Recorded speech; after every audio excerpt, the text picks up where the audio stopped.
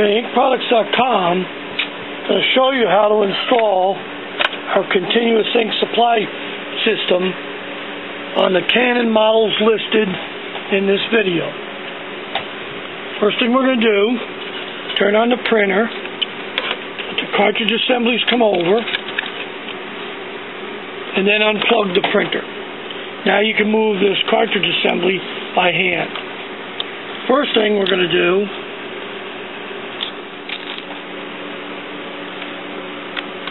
is our new Executive Series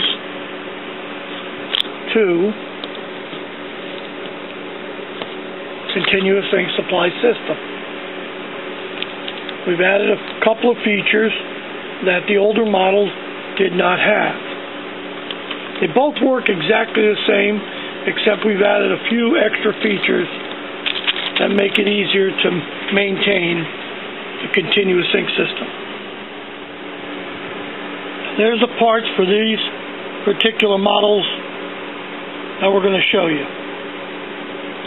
We have the lid standoff, the lid bypass, the interlock jumper, the hose bracket, T-hose bracket. This is going to hold the lid stand up. We'll show you. The gaskets, the purge tool, and glue dots should you have to install your Canon chips. And we got these all laid out. There's the continuous ink system. Okay, now we're going to start with step 1. Now in step 1, it tells you to bring the cartridge assembly over and remove the cartridges. We've already done that. Now, the next step is we're going to install the gaskets. You can do it in the printer, on the printhead, in the printer, as we show, or you can take the printhead out. And the Canon printhead, if you lift the lever, you can reach in and remove the printhead. This makes it easier. Okay, now I've lined up all the gaskets. I'll take the first gasket and I'll install it in the printhead. Take your time. You want to get it down over like that. You're going to do them all the same way, and there's a larger one for the big black.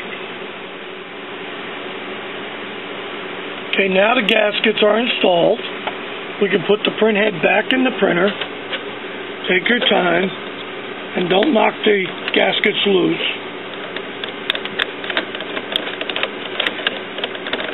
There you go, right in. Close the lid. Make sure that so it's seated down in there. It looks good. Okay, now we're going to go to the next step, which is going to be step 3. Okay, on step 3, we're going to check, open up the lid, and check to make sure all the plugs are in. Make sure all of them in. They've got to be in. Then we're going to balance it. We're going to do the balancing of the ink with the air chamber. Right here is a little card, shows you how to refill the bottles later on. So now that I know they're in, you close it, make some room, and I'm going to rock it. Just like this. That's going to equalize both chambers. I can stand it up. Now, in step 4, here's the hose clamp. Comes in the open position. We're going to clamp it closed. Push it all the way. Now it's closed. That's so no ink or a lot of ink won't drip out. Because sometimes when you take these off, ink wants to gush out. So we do that. I just want to point out, when you're printing, this must be open. If you forget to open it, you could damage the printhead. So that was step 4 and 5. Now let's go to step 6. Okay, now we're going to go to step 6, and we're going to remove the orange clips and install the cartridges.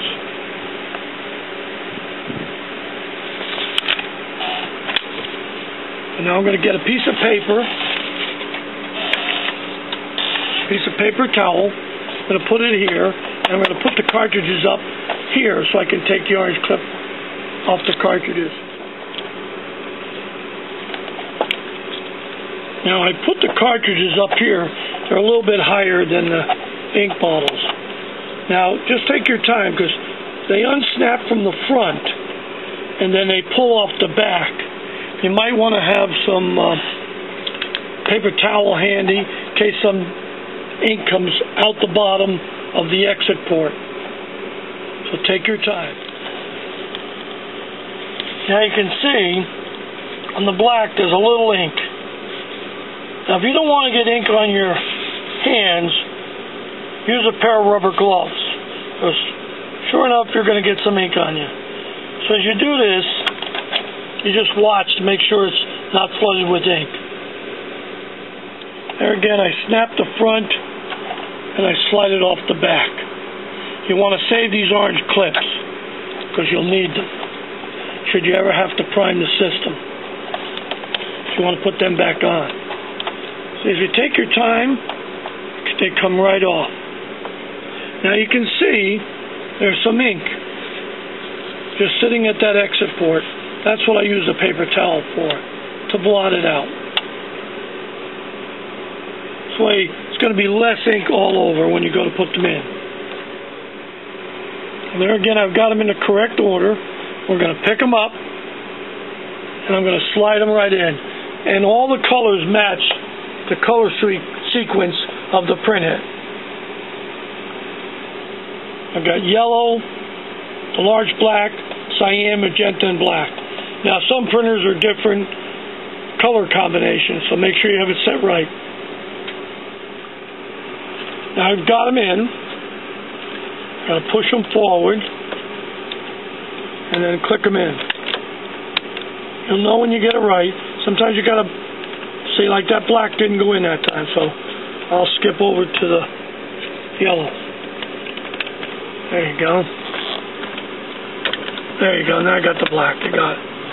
Now, because this printer has a brace, I'm going to lift the brace and slide the hose underneath it. So you can lift it up. There you go. Okay, now we've installed the cartridges. Okay, now we're going to move on to step 7. And if you notice, we're going to tell you how to put in the T-bracket. We letter it so you know that's the correct part you're going to be putting in. You're going to do hose travel.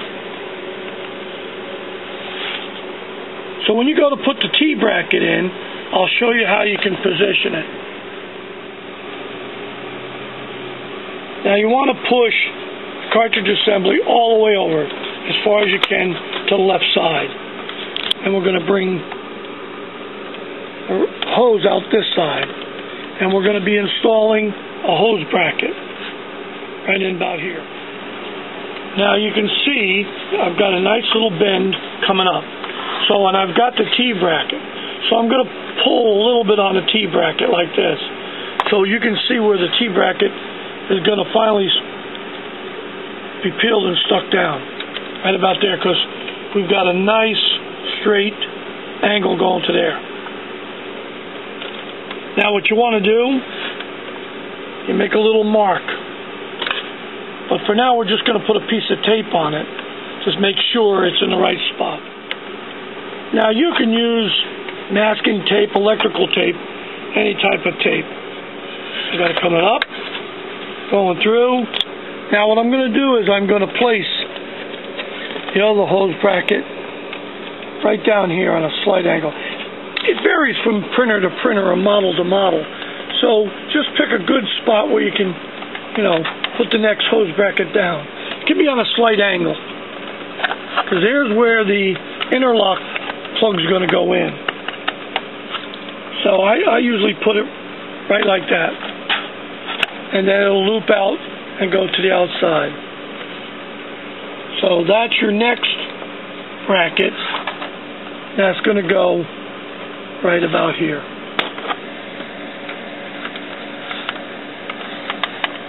So, and then you have a nice angle of the hose. You can see I already put it on there, then I'll know where to place it, peel and stick it right down. So we can adjust this hose here in a minute. Now on the MX892, MX882, the MG series, some of the MG series, it's going to go exactly the same way. Our system works on all of those models. Okay, now I got that down. That's going to come out right here. I've already got another hose bracket lined up. And then when you shut the lid, you're going to be putting on some lid stops. Okay, now we're going to do hose travel. Let's move it back and forth. Now, here's what you're looking for. Can it go all the way to the right without pulling? Now, you see it's pulling. So that means I've got to go and do one of two things. I've got to either give more slack or move the T-bracket. So, I'm going to move the T-bracket more this way. Okay, now I've moved the T-bracket over. So that original mark I had, it's not going to work there. Now some printers, it might. But on this MX series, it does not. So there I'm going to go over again. Again. Now that's good. Because I got a nice little round radius to that hose. The bracket's going to be right there. So when it goes forward, not going to be too much hose left out. So I'm going to go right there. So that's where I'm going to take my marker and mark along the edge. So I want to go right there. So now I can peel and stick it down. I'm going to flush it with the front here. The front of that T-bracket's flush right there. There we go, I stuck it down. Sometimes you want to clean these parts with a little rubbing alcohol. And the reason being is that sometimes there's oil on it from the factory. There, and I just pull tension. Now I should be able to go back and forth. No problem. Okay, now that's hose travel. You can hook up the next. You can hook this up out here if we want, or you can wait till later. So that was the instructions. Step 7. There's one more thing we're going to add. We're going to add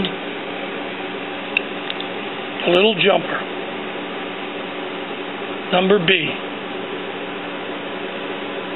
Now that can be yellow, red, blue, can even be black. That is what we call the interlock jumper. Looks like this. And we're going to put it in. Now it goes in like this. Flat side goes to the left. I'm going to take the hose out of the way so you can see where we're doing it. It's a little key light thing right here. So I'm going to see when I put it on an angle like that, I'm just going to push down. There, it's in. You got to take that out anytime you want to take the cartridges out. And then we can always put the hose bracket back in. Okay, there, got it in. Now I always leave a little slack here, so when we close the lid, it'll push up like that. Won't crimp it. Okay, now we're going to go to step 8.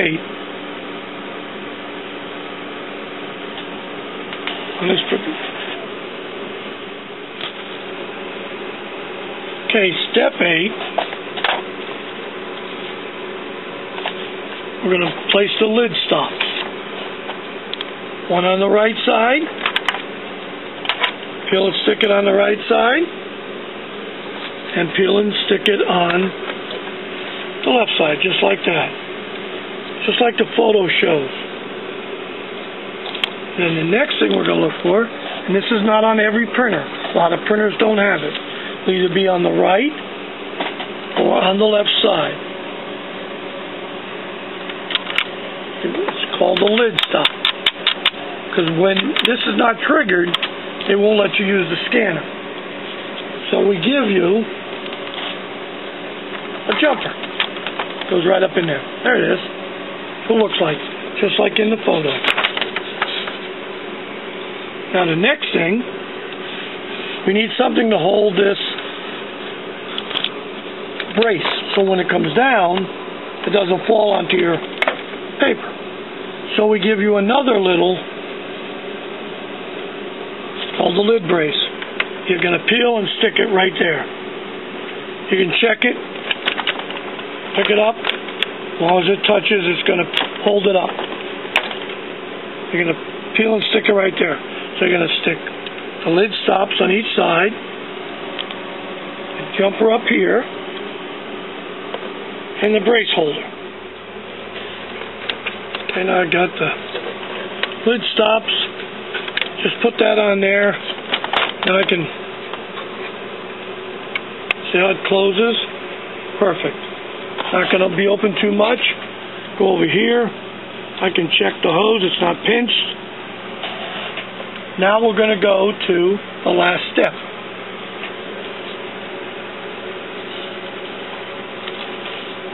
Now this is critical on the last step. You've got to open up the air plugs in the ink bottles, and you've got to open the hose clamp before you even turn on the printer. I come over here. First thing I'm going to do is I'm going to open it up. There. Now the only time you're going to close that is when you're filling the bottles or moving the machine. Never lift these bottles higher and put them up here. It'll flood that printhead. Now you're going to open up, turn it around, open it up in the back here. Okay, I opened it. There again, these are little instructions how to fill. I'm going to show you. We mark what color goes where. So a lot of people call that red, that's magenta, cyan, yellow, pigmented black, and photo black. And now what we're going to do is open up the back plugs. Just leave them hang out. It's going to allow air to go into the isobaric air chamber and balance the ink. If you were to take out both plugs, the liquid would go into the back chamber because liquid seeks its own level. So if you ever pull out both, you got to do the balancing. And I explained it on the instructions. Okay, and this is going to filter the air right here. You never need to change this. This is the constant flow dampers that we've added. If you see a little air in the lines, just ignore it. That's not going to hurt anything. Close it up, put it next to the printer. And now we're going to get ready to turn it on.